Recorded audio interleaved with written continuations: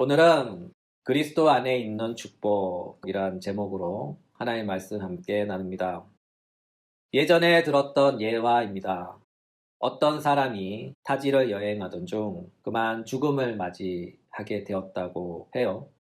그때 함께 여행하고 있던 종 외에 자신의 유언을 전해줄 사람이 없었다고 합니다. 그래서 그 사람은 자신과 함께 여행하던 종에게 한 유언을 남기고 죽었습니다. 그리고 그 종은 주인의 유언을 전하러 주인의 집으로 돌아와 주인의 아들에게 아버지의 유언을 전해 주었다고 해요. 아버지의 유언을 종으로부터 들은 아들은 그 유언을 듣고 깜짝 놀랐다고 합니다. 그 이유는 이렇습니다. 아버지의 유언 내용이 이래요.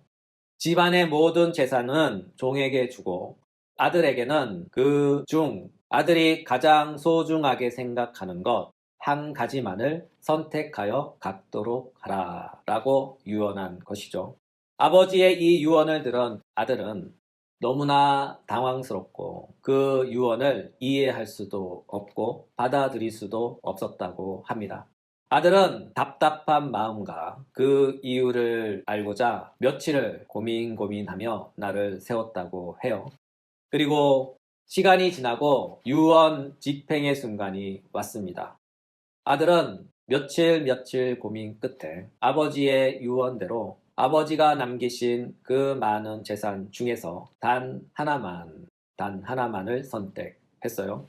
바로 아버지와 여행을 함께 동행하며 아버지를 옆에서 수행했고 또한 자신에게 아버지의 유언을 전해준 바로 그 종을 선택했습니다. 아들은 종을 소유함으로써 아버지가 종에게 물려주었던 그 모든 재산을 함께 상속받게 된 것이죠. 이와 비슷한 성경의 이야기가 있어 함께 소개합니다. 비슷한 건 아니고 비스무리한 이야기입니다. 열왕기상 3장 4절부터 13절 중간중간에 생략되어 있어요. 왕이 제사하러 기브온으로 가니 거기는 산당이 큼이라 솔로몬이 그 제단에 1,000번제를 드렸더니 기브온에서 밤에 여호와께서 솔로몬의 꿈에 나타나시니라. 하나님이 이르시되 내가 내게 무엇을 줄꼬 너는 구하라. 솔로몬이 이르되 듣는 마음을 종에게 주사 주의 백성을 재판하여 선악을 분별하게 하옵소서. 하나님이 그에게 이르시되 내가 이것을 구하노도다. 내가 내 말대로 하여 내게 지혜롭고 총명한 마음을 주노니 내 앞에도 너와 같은 자가 없거니와 내 뒤에도 너와 같은 자가 일어남이 없으리라. 내가 또 내가 구하지 아니한 부귀와 영화도 내게 주리니 내 평생의 왕들 중에 너와 같은 자가 없을 것이라. 이 두 예화가 공통적으로 우리에게 주는 한 가지 교훈이 있어요.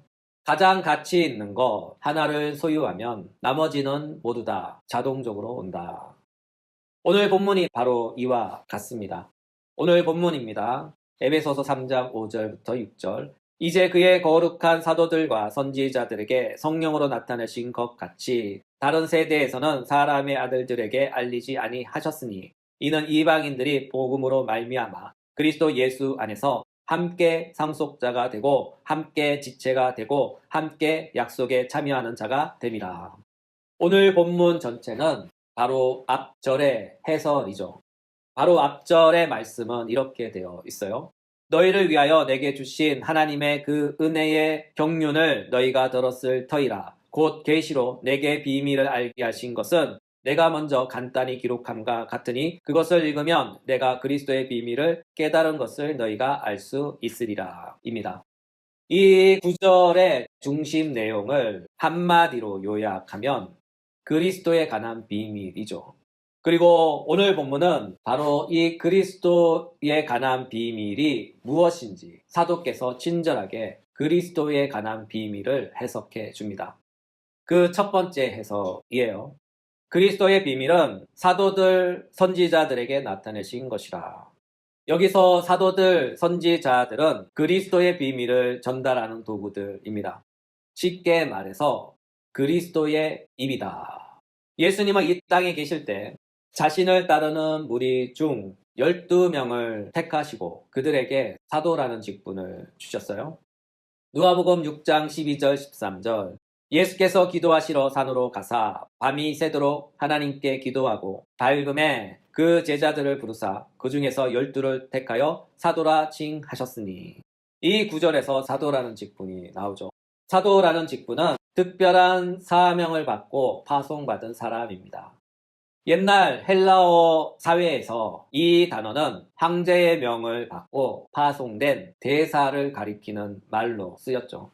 따라서 사도란 예수 그리스도의 특별한 사명을 위해 예수님으로부터 직접 선택을 받고 보내심을 받은 사람을 가리킵니다.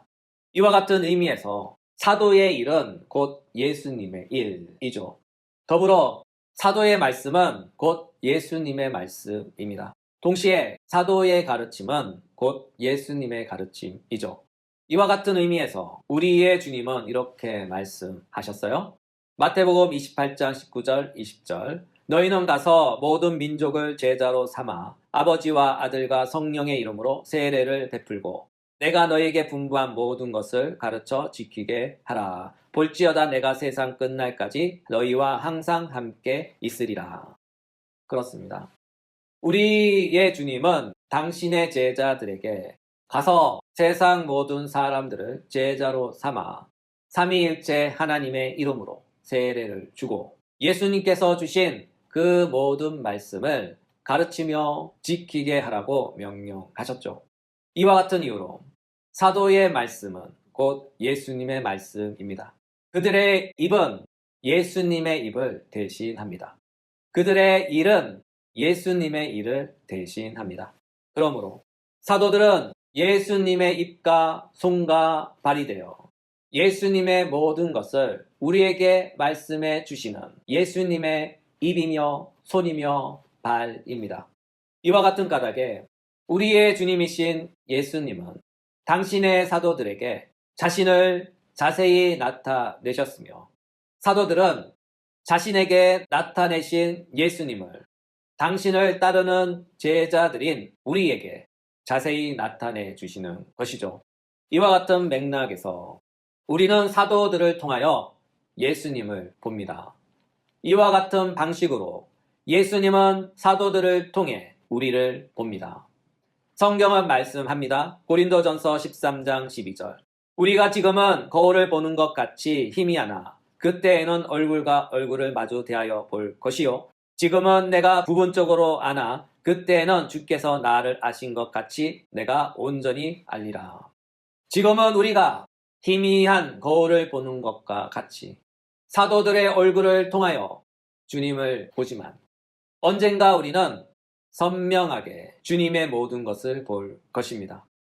이쯤 되면 여러분 중 어떤 분들은 마음속으로 이런 궁금증을 가질지도 모르겠어요. 지금은 사도들이 없잖아요. 네, 그렇습니다. 지금은 사도들이 없죠.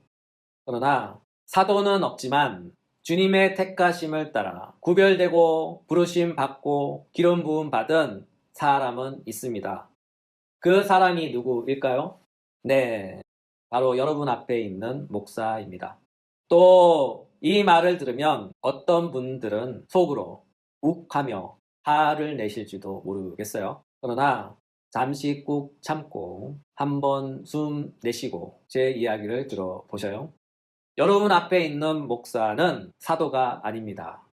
그러나 목사는 교회의 대표자이에요.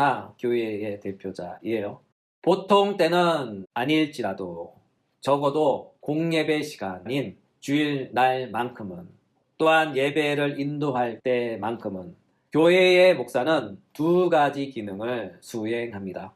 첫째, 목사가 하나님 앞을 향하여 설 때는 그는 교회를 대표한 한 사람으로서 하나님 앞에 섭니다. 하나님은 그를 보시고 그와 함께한 무리인 교회를 봅니다. 하나님은 그를 통하여 그 교회의 모든 예배를 받으십니다. 둘째, 목사가 교회의 무리인 회중을 향하여 설 때 그는 하나님을 대신하여 하나님의 대사로 교회 앞에, 다시 말해 회중 앞에 섭니다. 하나님은 그를 통하여 말씀하시고 하나님은 그를 통하여 축복하십니다. 이와 같은 이유로 하나님은 우리에게 축복의 기도를 허락해 주셨어요. 이것은 구약 성도들에게 주신 하나님의 축복 기도문입니다. 민수기 6장 22절 27절 여호와께서 모세에게 말씀하여 이르시되 아론과 그의 아들들에게 말하여 이르기를 너희는 이스라엘 자손을 위하여 이렇게 축복하여 이르되 여호와는 내게 복을 주시고 너를 지키시기 원하며 여호와는 그의 얼굴을 내게 비추사 은혜 베푸시기를 원하며 여호와는 그 얼굴을 내게로 향하여 드사 평강 주시기를 원하노라 할지니라 하라. 그들은 이같이 내 이름으로 이스라엘 자손에게 축복할지니 내가 그들에게 복을 주리라. 하나님은 선명하게 분명하게 말씀하시죠. 하나님께서 세우신 종이 하나님의 백성에게 축복하면 하나님의 백성들은 하나님이 세우신 그 종을 통하여 하나님의 축복을 받는다고 말씀하십니다. 또한 이것은 신약시대의 성도들에게 주신 축복 기도입니다. 고린도후서 13장 13절 주 예수 그리스도의 은혜와 하나님의 사랑과 성령의 교통하심이 너희 무리와 함께 있을지어다. 이 두 축복 기도문은 모두 다 하나님이 세우신 종을 통하여 다시 말해 목사를 통하여 주십니다. 이처럼 현 시대의 목사는 예수님 당시 사도는 아니지만 목사의 현재적 그 기능과 내용에 있어 사도의 기능과 그 내용을 전달합니다. 이것은 사도직으로서가 아니라 교회의 대표자로서 말이죠. 참고로 사도직과 교회의 대표자는 달라요. 사도직은 단회적 직분입니다. 한시적 직분이죠. 특히 사도의 선별 요건은 매우 까다롭고 엄격했고 특이했어요. 왜냐하면 사도는 예수님께서 직접 선택하셨고 지명한 사람이어야 했어요. 또한 예수님의 부활을 직접 목격한 부활의 증인이어야 했고요. 더욱이 사도라는 표시로 기적과 병고침의 표적이 나타나야 했기 때문이죠. 이와 같은 조건이 바로 사도의 조건입니다.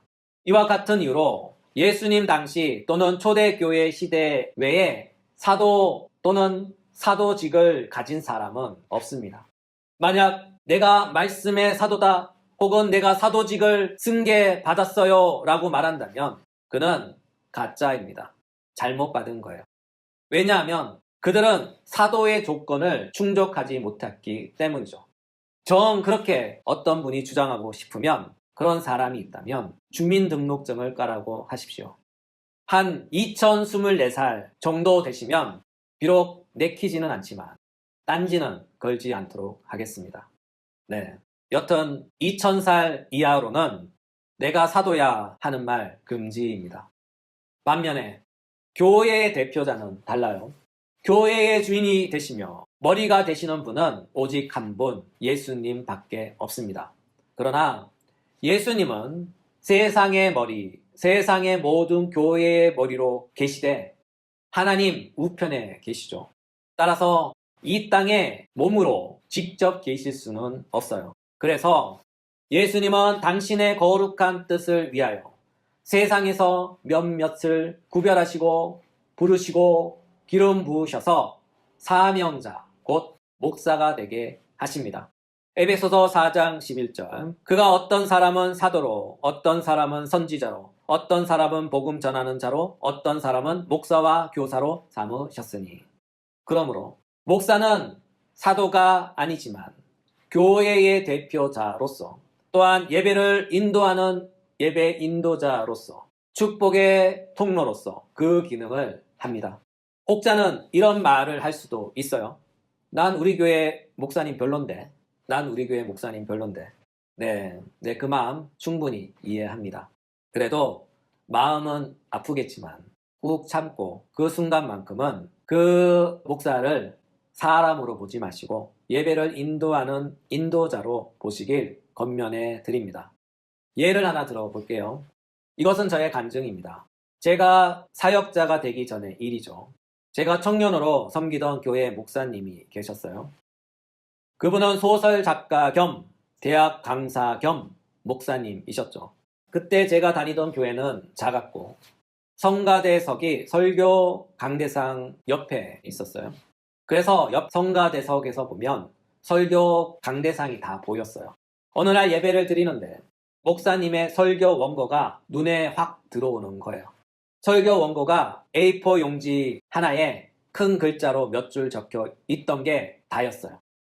그리고 설교를 하시는데 왠지 은혜가 안 되는 거예요. 왜냐하면 목사님께서 A4 용지 한 장 갖고 오셔서 즉석에서 설교를 소설 쓰시듯 글짓기 하시듯 설교를 하시는 거예요. 그것을 보면서 들으면서 정말로 그러면 안 되는데 자꾸 마음속으로 목사님의 설교를 비아냥 그리게 되는 거 있죠. 근데요, 그렇게 몇 달이 지났을까요? 제가요, 은혜를 못 받아요. 은혜를 못 받아요. 마음이 답답하고요. 특히 설교 시간이 곤욕이었어요. 그래서 기도를 했어요. 며칠을 기도하는데 하나님께서 마음속으로 이런 생각을 주시는 거예요. 요즘 같은 시국에 이 말을 들으면 쌍시옷 들어가는 욕을 들을 것 같긴 한데 분위기가 참 안 좋을 때 이런 말을 해야 되니 심히 걱정스럽고 떨립니다. 네, 근데 설교니까 하나님 주신 설교를 전합니다. 하나님께서 마음속 이런 생각을 주셨어요. 목사님 말씀에 순종해라. 목사님 말씀에 순종해라. 제가 이 마음 바꿔서요. 그 주부터 설교 시간에 목사님 말씀하실 때 속으로 의도적으로 아멘 아멘 그랬어요. 그랬더니 무슨 일이 벌어졌을까요?